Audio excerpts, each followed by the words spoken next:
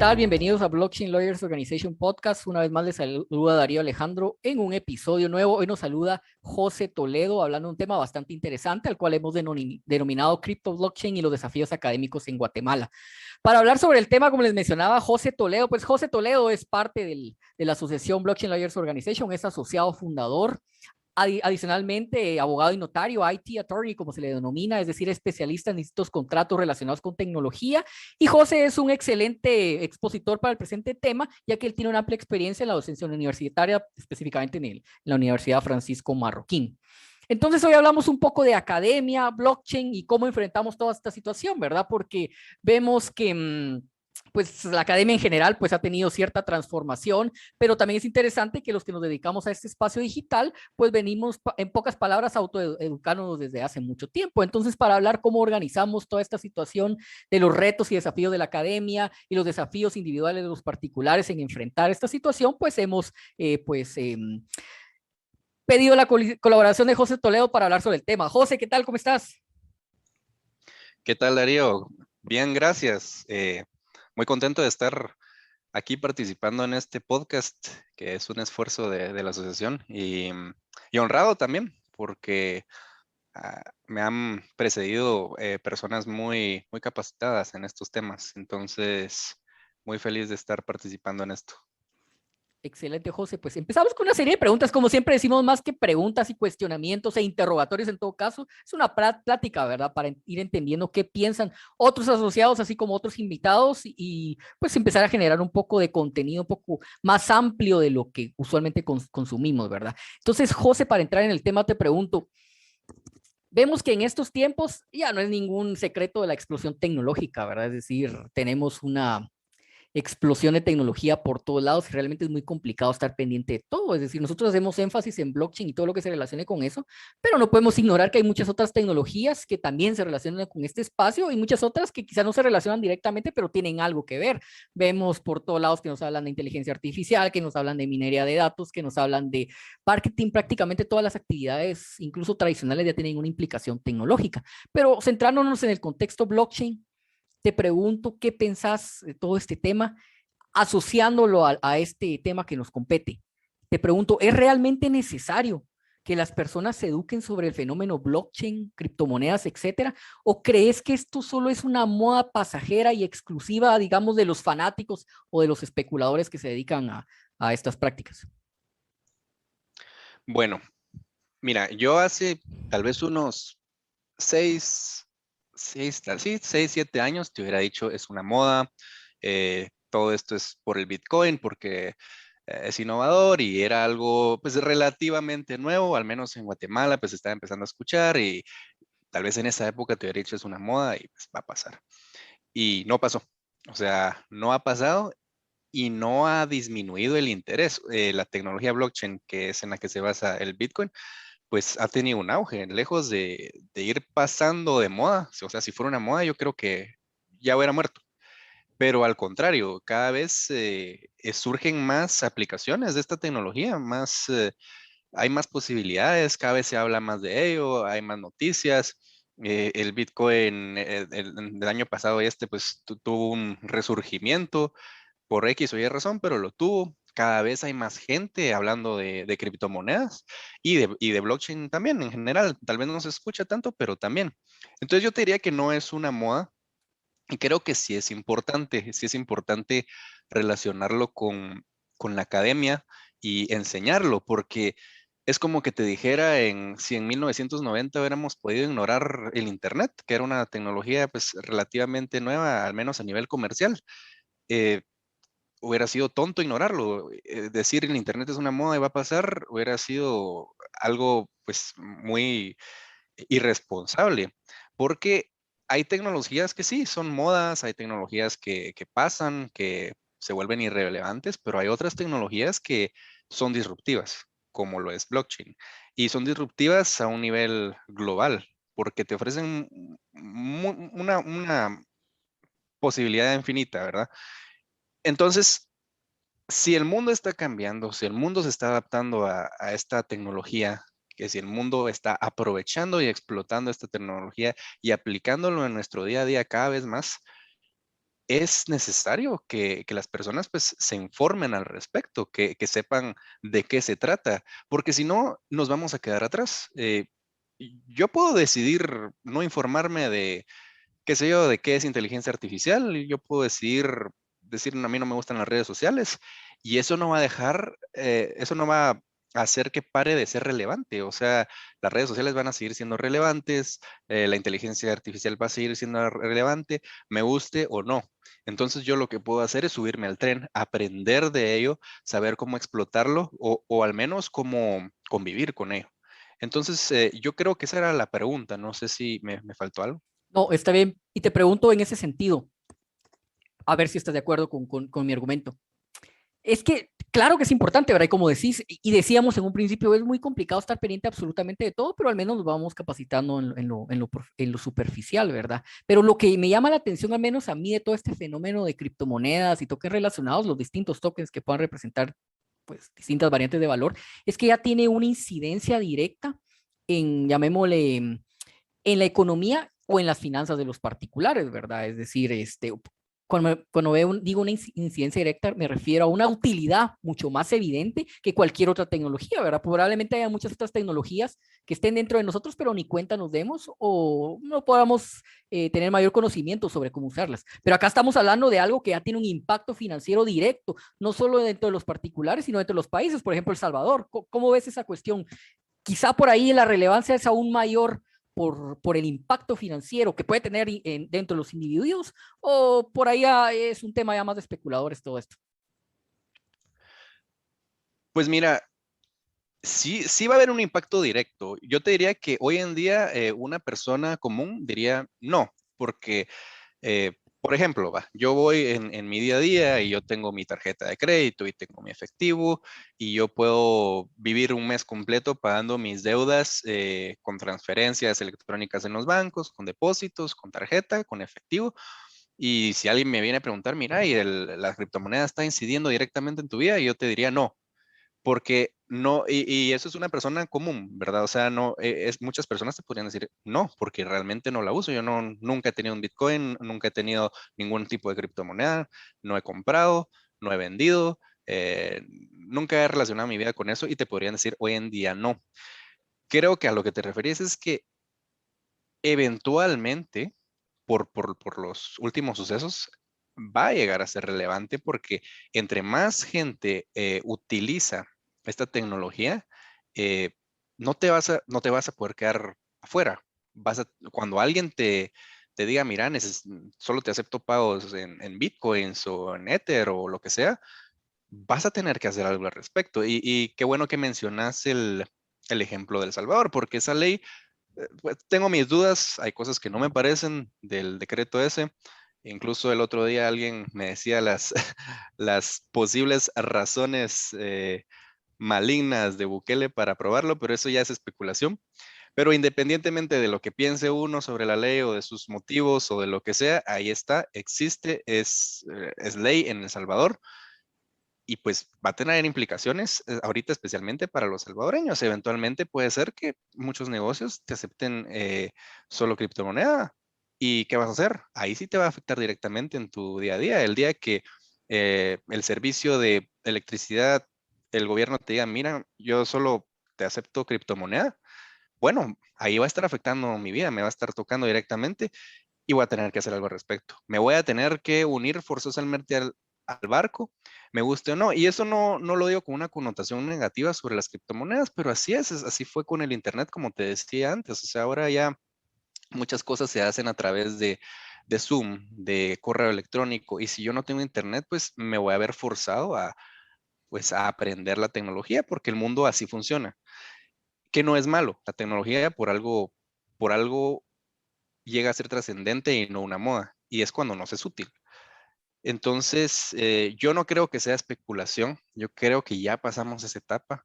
Como te digo, incluso yo en algún momento, pues, era un poco escéptico, pero yo creo que ya hemos pasado bastante y, o sea, con los ejemplos que me pusiste, lo del Salvador siendo el ejemplo más reciente, y bueno, hay muchísimos ejemplos, solo que no son tan famosos o polémicos tal vez, pero hay muchos ejemplos de instituciones gubernamentales, pues poniéndole mucho ojo a todo esto que es la criptomoneda y el blockchain en general.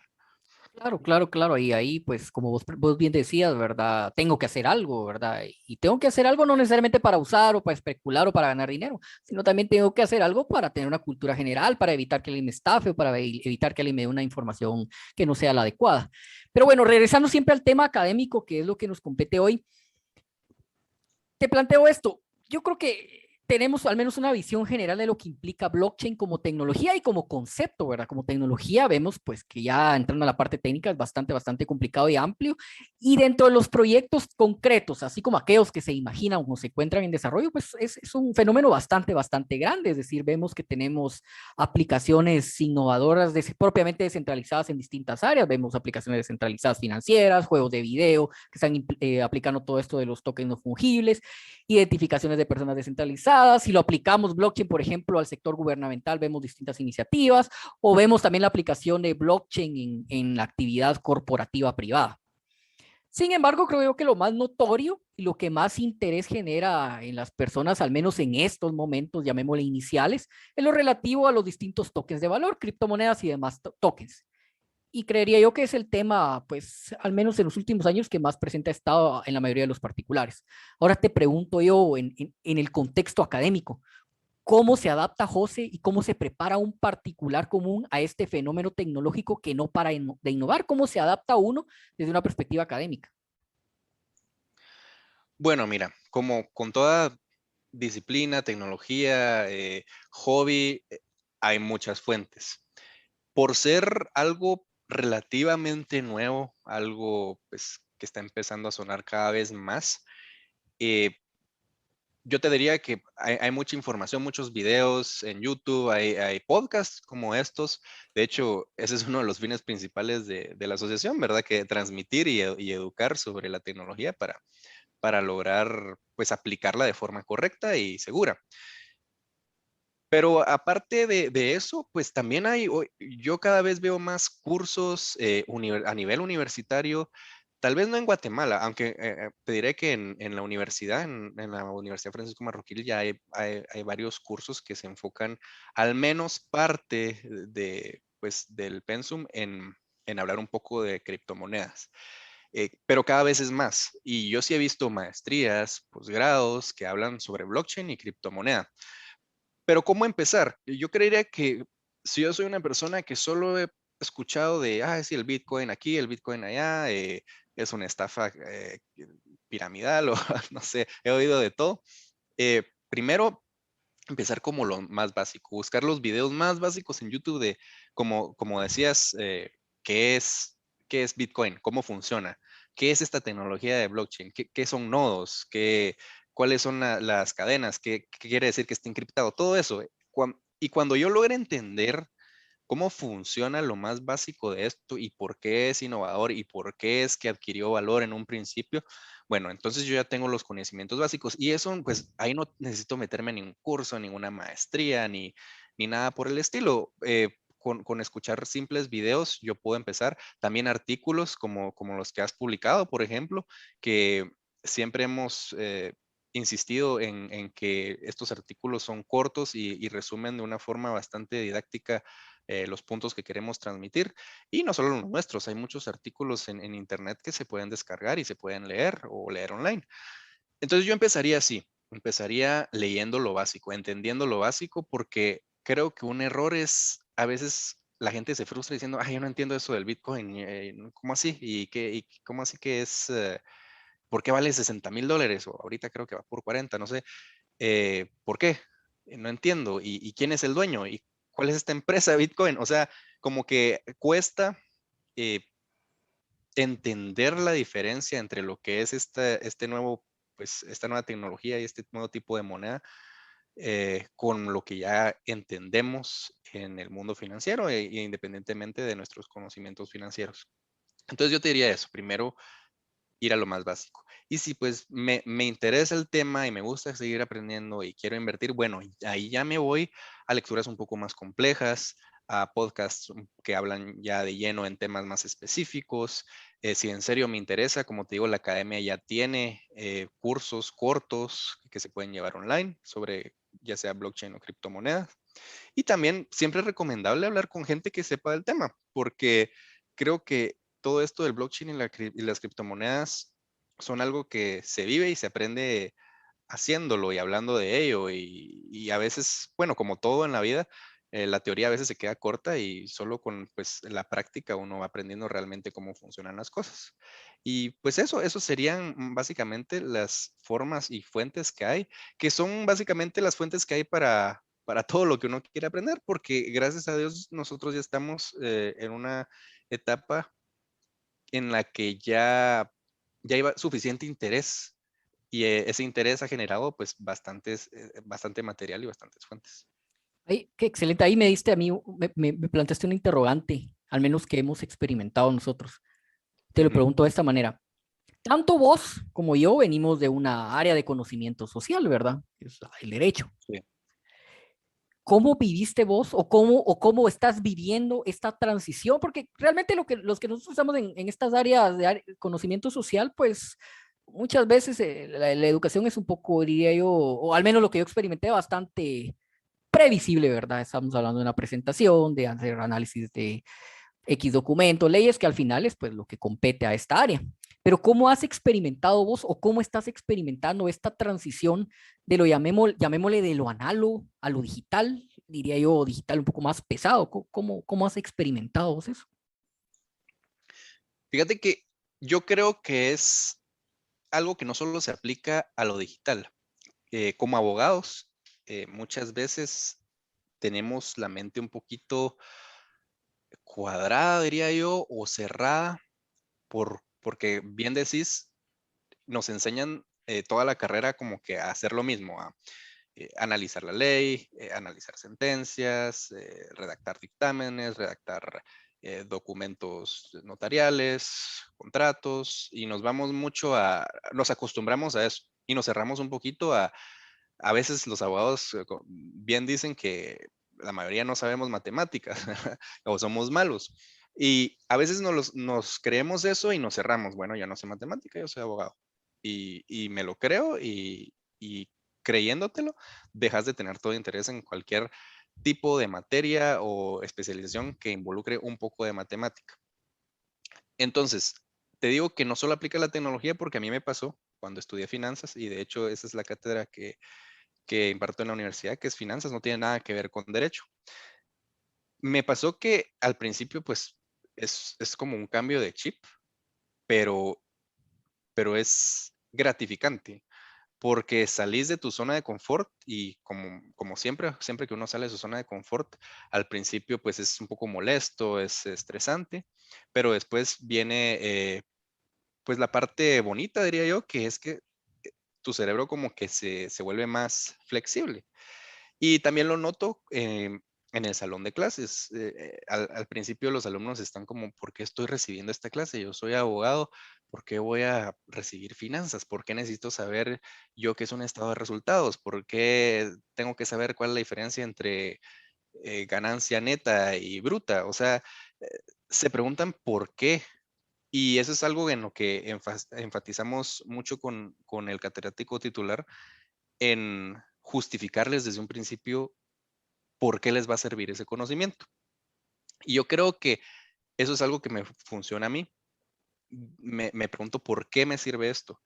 Y me convenzo de que saber de leyes no es suficiente, porque como bien decís, es una ciencia social y por ser social, la sociedad va evolucionando. Si yo me quedo con las leyes, pues estoy aislándome y no estoy conectando el derecho con lo que regula, que es la vida en sociedad.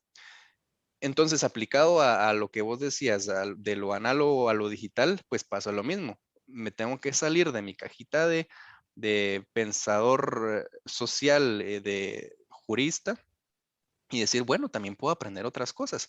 Y al final no es tan difícil. Todo se puede aprender desde cero. Lo que pasa es que a veces nos subestimamos. Y es interesante y es refrescante. Entonces yo así lo he abordado, Darío. Yo he tratado siempre como de salirme un poquito de todo lo que es derecho, de lo que es, pues, que son leyes, principios, etcétera. Tal vez porque yo nunca fui tan, tan, no sé, eh, pues tan enamorado con la carrera. y siempre quise complementarla con otras disciplinas. Entonces, tal vez en mi caso particular no fue muy difícil, pero si pudiera dejar un consejo es siempre tener la mente abierta, porque el derecho también, una de las ventajas es que puedes aplicarlo a cualquier cosa. Y de hecho en mi trabajo así es, o sea, yo veo contratos de tecnología y para entender los contratos tengo que entender qué están haciendo, qué está haciendo el equipo comercial, cuáles son los servicios tecnológicos que están brindando. No puedo solo revisar un contrato y asesorar sin saber qué están haciendo. Entonces, yo creo que aparte de ser necesario, pues también es gratificante. Sí, así es. Y las dos respuestas que has dado de las últimas preguntas, pues sí, la verdad es que yo creo que converge mucho con mi forma de pensar, ¿verdad? Porque evidentemente yo también vengo de esta área de conocimiento social, pero en algún momento me genera más curiosidad todo esto.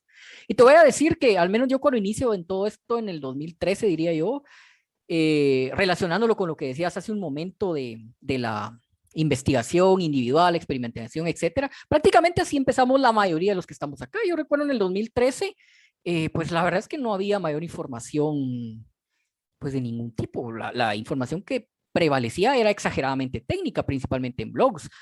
Y es ahí donde prácticamente entraba uno a ver cómo descifraba eso o lo aterrizaba a lo tradicional que uno conocía. Y de a poco fueron surgiendo pues ciertos estudios de ciertas entidades, empezaron a abrirse ciertos cursos en línea, la gente se empezó a interesar más. Mi punto es que al menos diría yo que los que llevamos algún tiempo en esto ha prevalecido la educación autodidacta y creo yo que en algún momento a futuro se seguirá prolongando. Pero en gran medida la educación autodidacta en línea, diría yo, es el común denominador para las personas que se dedican o conocen estas tecnologías. Como te decía, los conocedores o los que llevamos algún tiempo en esto lo venimos haciendo desde prácticamente desde que surgió esta tecnología. Sin embargo, llama la atención que todo este fenómeno de la pandemia, pues vemos que la educación tradicional también se tuvo que modificar a pues eminentemente digital. Entonces, por un lado vemos una combinación que las tecnologías blockchain y en general todas las tecnologías, pues en principio te presionaban para, si querías participar en esto, tenías que autoeducarte, pero ahora vemos que un fenómeno, llamémosle sanitario, presiona a la educación tradicional a digitalizarse. Ahora me surge la pregunta, ¿ha cambiado para siempre la forma de educarse? ¿Crees que el futuro es autodidacta o la academia tradicional todavía tiene mucho que aportar? Mira, yo creo que la forma de educarse está en un constante cambio. O sea, eso siempre tiene que cambiar y va mejorando. O sea, cada generación aprende de una forma distinta y cada generación tiene a su disponibilidad tecnología distinta. Entonces, eso siempre va a cambiar.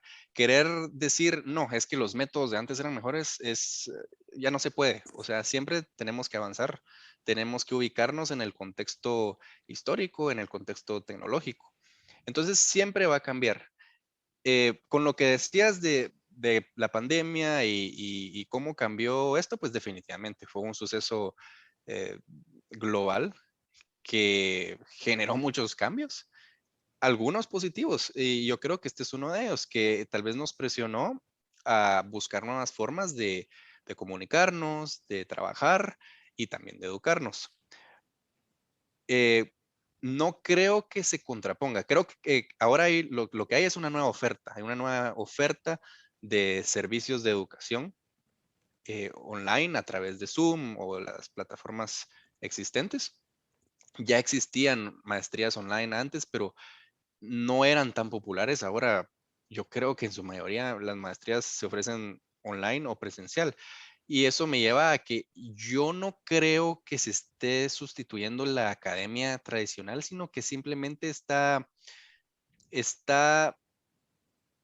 dividiéndose, diría, o está haciéndose, dando más opciones al consumidor, nuevas opciones. Yo nunca he creído que el aprendizaje autodidacta se contraponga contra la academia. Creo que se complementan, de hecho, porque un catedrático, un maestro no le puede enseñar a uno todo. De hecho, la función de un catedrático es ayudar a la persona a aprender, pero siempre es, o sea, yo no puedo meter conocimiento en la cabeza de una persona, sino que esa persona tiene que aprender y el catedrático es un facilitador. Por lo tanto, el autodidacta, yo como lo veo es que está haciéndolo de una forma que conlleva un reto más, que es que no tiene ese facilitador. Pero no se contrapone porque yo puedo complementarlo, yo puedo ser autodidacta, como te mencionaba al principio, cuando me está interesando un tema, pero tal vez no quiero gastar todavía en ese tema, en educarme en ese tema, porque no sé si me gusta o me interesa realmente.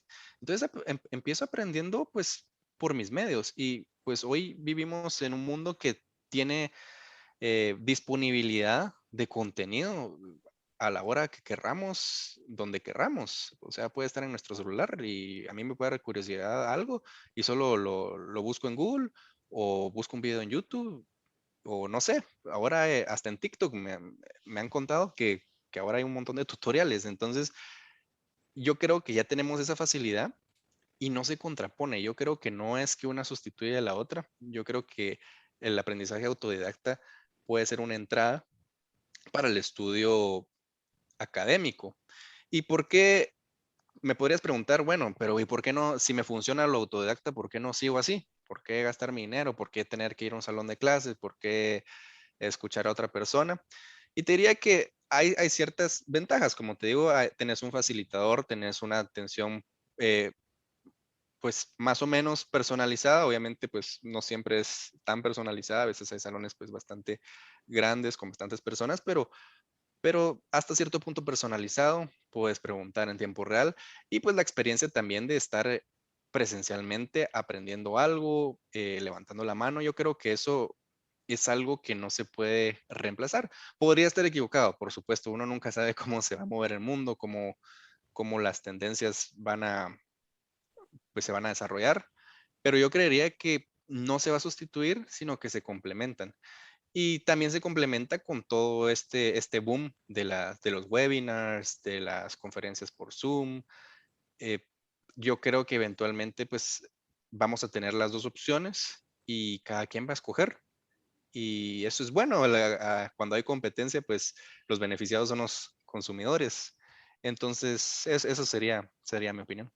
Ahí me surge una interrogante, ¿verdad? Que quisiera hacerte. Te pregunto, en ese sentido que me dijiste, ¿cómo organiza la academia entonces la evolución digital? No solo en blockchain, sino en general, ¿verdad? Te pongo un ejemplo, ¿verdad? Entonces sí, ya tenemos nuestro curso, hablemos de generalidades blockchain y generalidades criptomonedas. Tenemos el conocimiento o aprendimos el conocimiento necesario, pues, para usar una billetera, para manejar nuestras claves privadas, etcétera.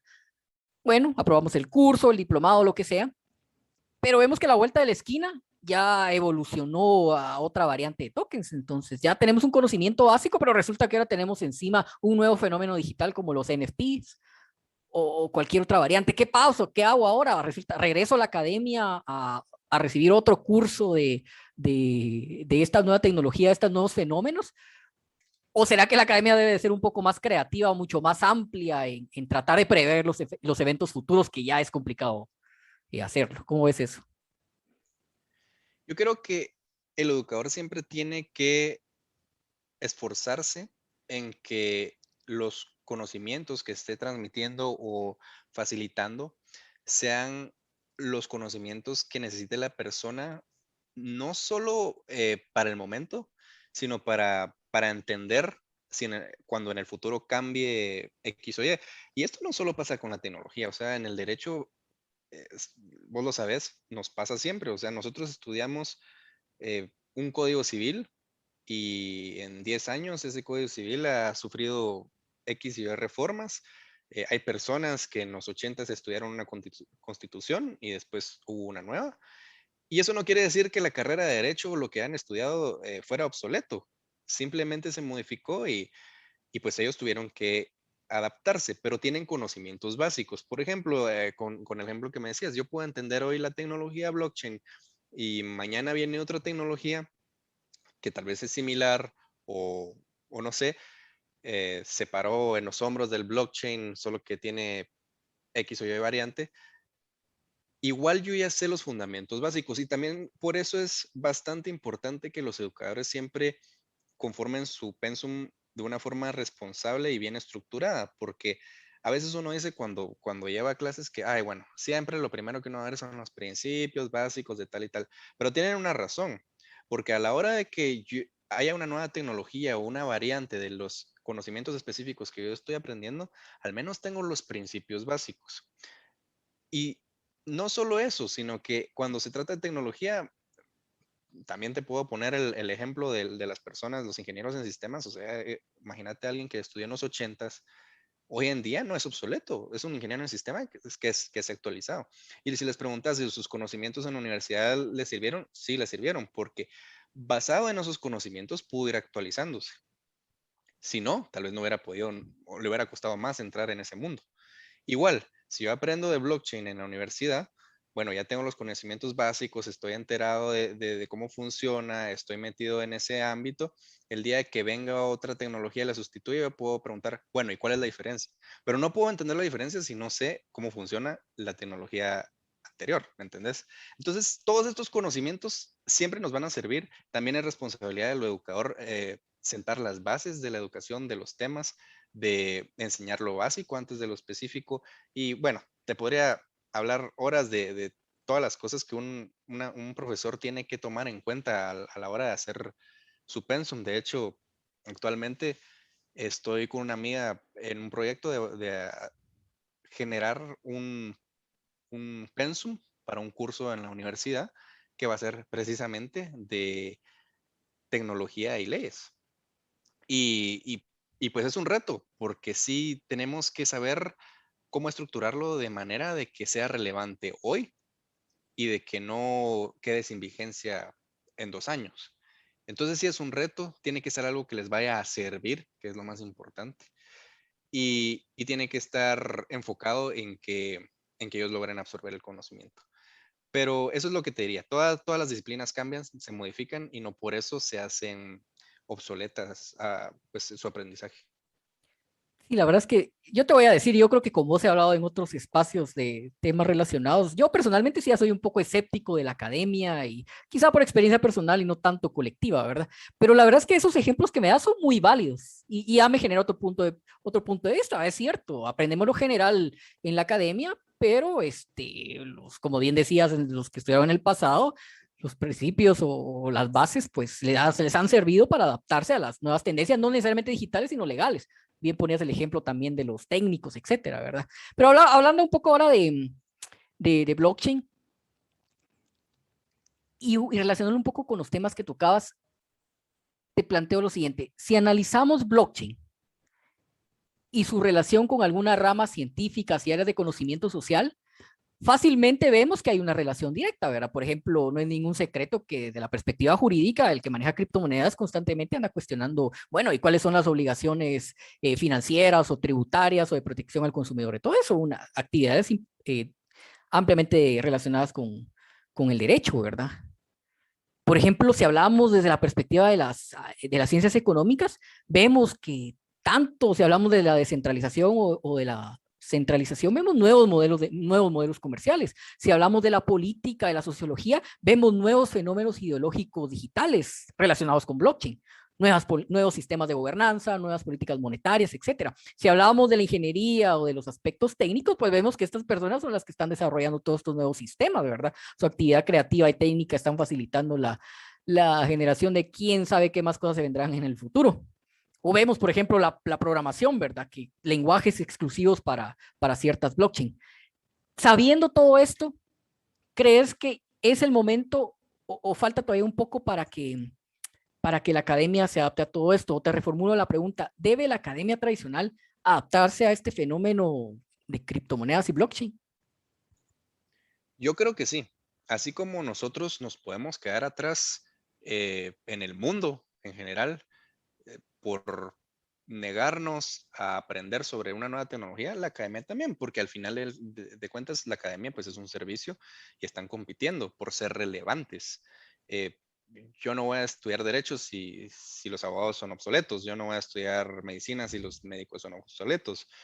Entonces, la academia tiene que mantenerse relevante, tienen que ofrecerme algo que yo diga, bueno, yo voy a aprender esto porque me va a servir.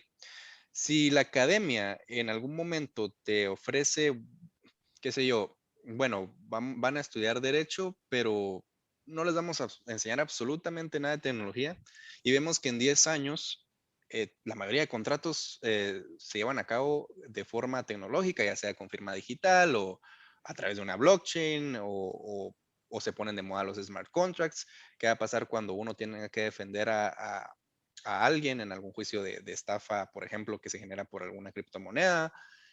Todo eso va a ser relevante y si yo estoy atento yo como estudiante y consumidor, estoy atento a todos estos cambios, voy a decir, bueno, ¿qué universidad me ofrece los conocimientos que yo necesito para ser un abogado relevante?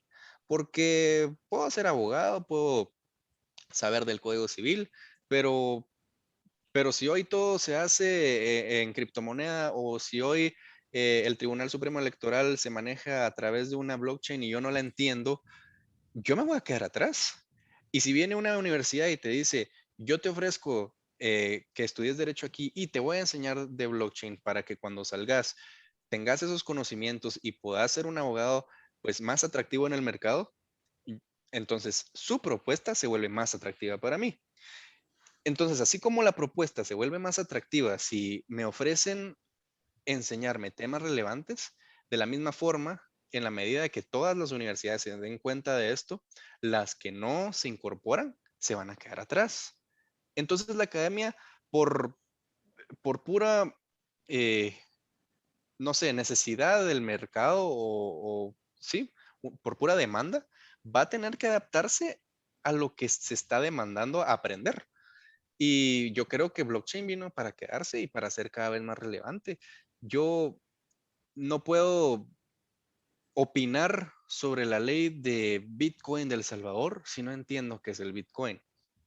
Y yo estoy seguro que muchos abogados que ningunearon el Bitcoin en el momento en que hubo una ley en el país vecino que la regulaba, se pusieron a ver videos y a preguntar porque no podían quedarse atrás, no podían quedarse callados cuando alguien les preguntaba qué opinas de la ley de Bitcoin, porque eso los hace ver irrelevantes. Entonces la academia se tiene que adaptar así como se ha adaptado siempre. Eh, la educación tiene que ir conforme al contexto pues, social y tecnológico. Y ahora te cuestiono todo lo que me has dicho. Te hago una pregunta, digámoslo, poniendo en el modo negativo, Ok. desde la perspectiva jurídica. Un argumento que surge y te diga, qué excelente, José, que oídas tus palabras.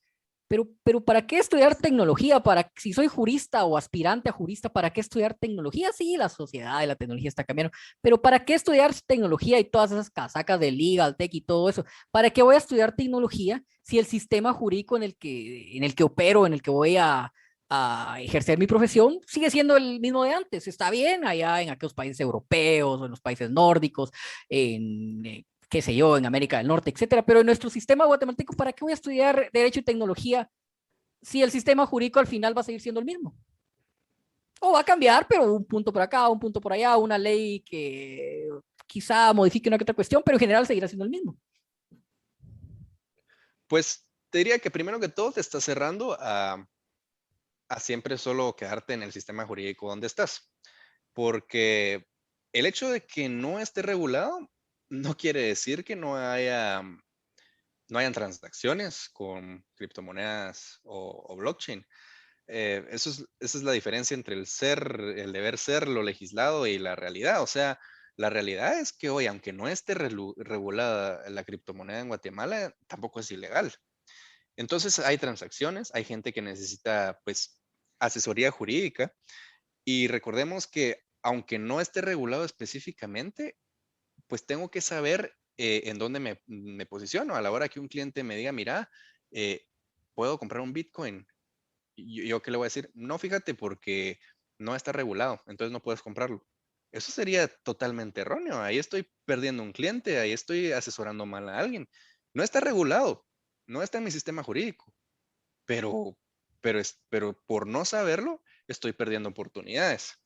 No siempre a lo que nos dedicamos va a ser todo lo que sabemos. ¿A qué me refiero? Por ejemplo, yo digo, a mí no me interesa eso, no me interesan los contratos, yo quiero ser un abogado para ser juez civil. ¿Y qué va a pasar el día que pues yo tenga que conocer como juez una litis que versa sobre criptomonedas? Yo voy a ser un ignorante. Voy a ser un ignorante, no voy a saber de qué me están hablando. voy a tener que estudiar el tema si quiero ser un juez diligente. O sea, si ya es algo, ya es un fenómeno social, ya es una tecnología relevante, va a estar en tu día a día, independientemente que no sea parte de tu sistema jurídico, no. Y eso es algo que sí he escuchado yo también de varios abogados que, ay, no, pero es que en Guate ni siquiera está regulado. Y yo pienso que todos, o la mayoría de abogados, tienen como la mentalidad de, si no está en la ley, no existe. Y esa no es la realidad. Hay muchas cosas que no están en la ley y existen, y no necesariamente son ilegales. Ese es un punto. Otro punto es, como decías, puede cambiar y aunque, como bien decías, puede ser una que otra modificación, pero no cambia totalmente mi sistema jurídico. Una pequeña modificación puede hacer un cambio increíblemente relevante. Solo, por ejemplo, con el hecho de que tal vez no cambió mi sistema jurídico, pero el Tribunal Supremo Electoral decidió que las votaciones ahora van a ser, pues, llevadas a cabo con el sistema de blockchain, ya lo vuelve relevante. Para mí como abogado ya se vuelve una necesidad entender cómo funciona. Entonces, no tiene que cambiar tu sistema jurídico para que digas que algo es relevante o no. Y a veces puede ser algo tan simple como en El Salvador, un decreto de, ¿eran qué? 2 páginas. Vino a cambiar todo su sistema financiero con la criptomoneda, con el Bitcoin. Y no cambió todo el sistema jurídico, pero cambió la realidad financiera del país, cambió la realidad del Bitcoin a los ojos de los salvadoreños. Entonces, eso puede pasar cualquier día. Y bueno, como decías, no dejemos los, ¿qué pasaría si? O sea, yo quiero estar en el presente. Como te digo, igual, en el presente existe esa actividad, existe ese fenómeno, existe la tecnología y cada vez es más relevante. Entonces, yo como abogado, tal vez no me, no, yo, es lo que te decía que pasa con la gente cuando estudia finanzas, los estudiantes de derecho. Ellos piensan que no les va a servir porque están estudiando derechos cuando las finanzas están en todas partes, son parte de su vida, de su día a día, a veces no se dan cuenta. Y algún día van a decir, bueno, yo estudio derecho, no me importan las finanzas, y un cliente les va a pedir, bueno, me puede revisar este contrato y ese contrato va a tener términos financieros y yo no voy a entender. Lo mismo puede pasar con el blockchain. Entonces, a veces, aunque yo no me quiera especializar en un tema, tal vez, como yo te digo, a mí no me interesa blockchain, yo no quiero estudiar eso, eventualmente se va a hacer tan relevante y parte de la vida que yo necesito al menos saber lo básico. Porque como te digo, los cursos, la academia tal vez no te va, si no es tu área, pues tal vez no te vas a meter a estudiar una carrera solo de blockchain, pero sí necesitas saber en qué consiste. Y si te lo ofrecen en la universidad, pues es algo adicional a tu conocimiento. Entonces yo creo eso, que pues refutando un poquito lo que me dijiste, creo que igual es relevante. Sí, sí, definitivamente, ¿verdad? Yo creo que ahí de solo esa respuesta nos surgen otro montón de preguntas, pero regresando un poco a la academia y aterrizando un poco a Guatemala, haciendo ciertas comparaciones, que siempre vamos a hacer comparaciones, hemos visto en varios países, principalmente como les llamamos algunos desarrollados, vemos que es habitual que las investigaciones lideradas por la academia tienen un impacto fundamental en los proyectos o actividades que se desarrollan dentro de la sociedad. Es Sí. decir, lo que se investiga o lo que se experimenta en una universidad, dentro de la academia, dentro de X carrera, pues tiene un impacto directo en la sociedad, ¿verdad? En el día a día de los particulares. Ahora te pregunto en este sentido y en el contexto blockchain, ¿debería la Academia Nacional propiciar investigaciones serias sobre estos temas? ¿O crees que ya es demasiado tarde y como hablábamos hace un momento, ya toda la información está en línea, ¿para qué hacerlo? Pues al contrario, yo no creo que sea demasiado tarde. Incluso creo que estamos empezando y por eso es que no han habido tales investigaciones. Creo que no va a ser cuestión de que alguien esté obligado a hacerlo, sino como te digo, naturalmente, en lo que este tema se vuelve más relevante, van a haber más personas que quieran investigar al respecto y cada vez esas investigaciones van a ser más complejas porque, así como decís, no es que todo ya esté dicho y ya todo esté publicado, es una tecnología que cada vez tiene más aplicaciones y cada vez tiene más preguntas, entre más funciones le encuentro, pues más dudas me entran, es como echa la ley, echa la trampa, aquí hecha la tecnología y la programación, pues hechas todas las cuestiones legales que pueden haber. Y pues sabrás que hay de todo, cuestionamientos penales, fiscales, etcétera. Entonces, lo que va a pasar es que ya empezaron a haber papers y pues investigaciones tal vez básicas o artículos del tema.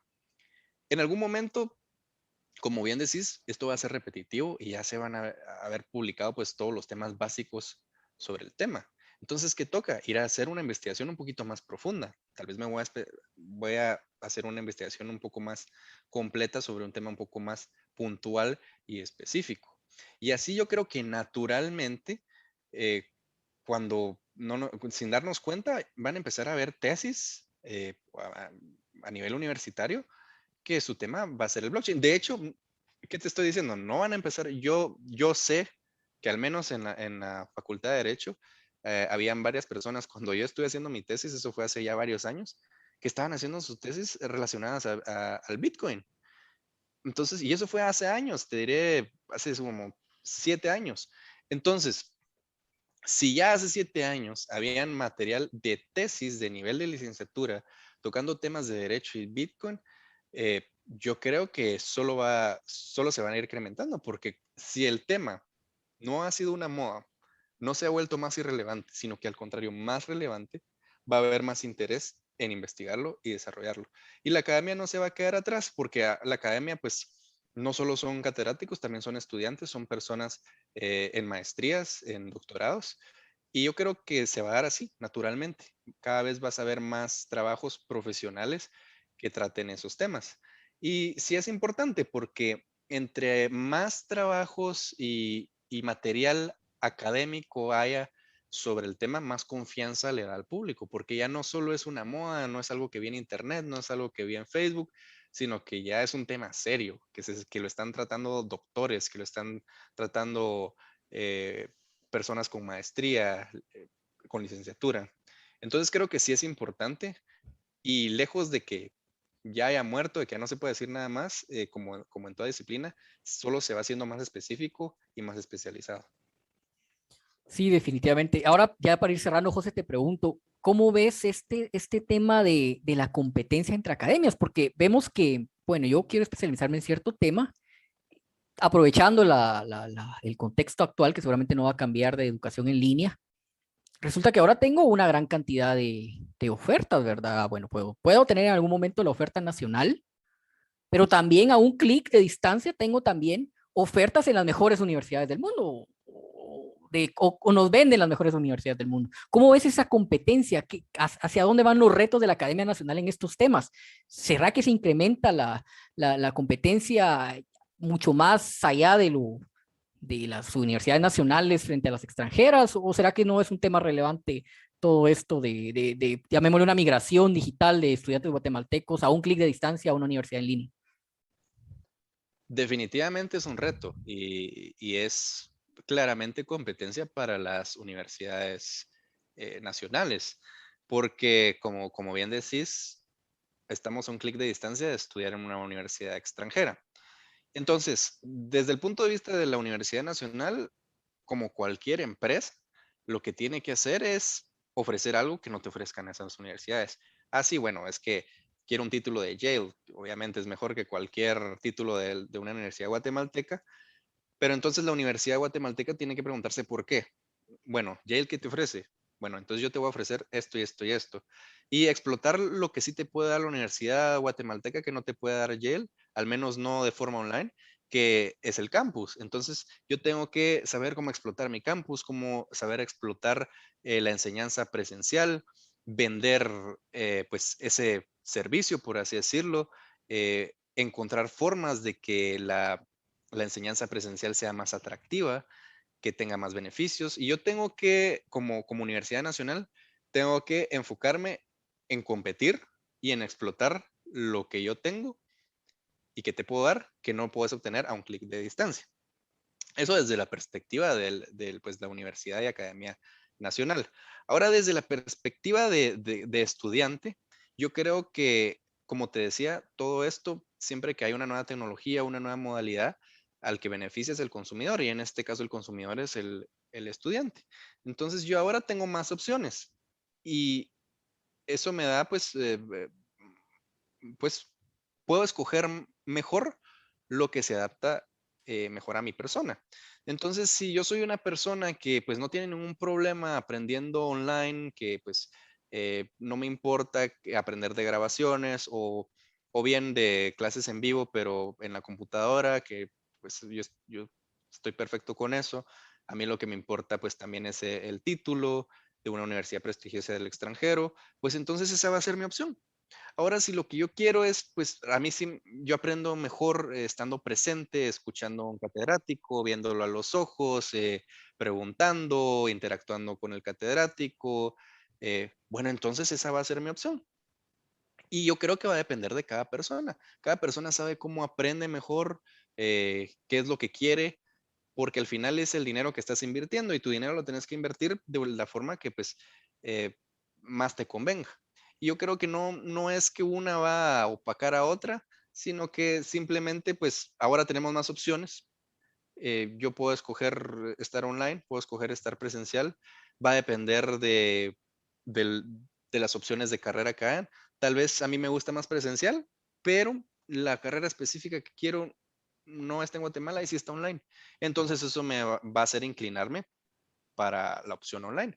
Entonces, ¿qué tiene que hacer la Academia Nacional? Hey, tenemos que dar esta opción nacional presencial, porque así tal vez ganamos o recuperamos parte pues de nuestros consumidores.